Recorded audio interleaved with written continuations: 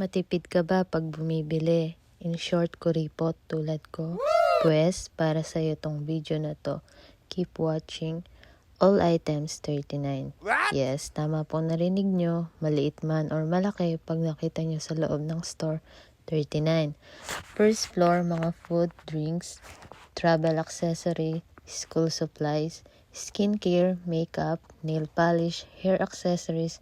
Meron din po silang mga gamit sa CR tulad ng shampoo, soap, toothpaste, toothbrush, lotion at marami pang iba. Pwedeng pambagay sa Pinas. Napakadaming pwedeng pagpilian, siguradong matutuwa ang papadalhan mo sa Pinas. Akyat naman tayo dito sa second floor. Sa second floor nga, puro mga gamit sa kitchen. Meron silang mga tumbler, mug, plate. Ang gaganda ng mga quality, mukhang mamahalin. Meron din silang mga pang-display sa kitchen at sala. Pillow, clock, flower vase at marami pang iba. Storage organizer, laundry care, at pets accessories.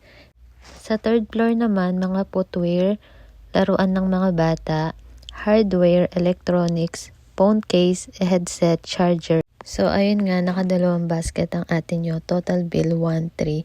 Meron daw akong free 2 items. Kahit ano, pwede ko daw piliin sa loob ng store. Every 500, meron kang free 1 item. Napakamura na, meron pa silang pa-free.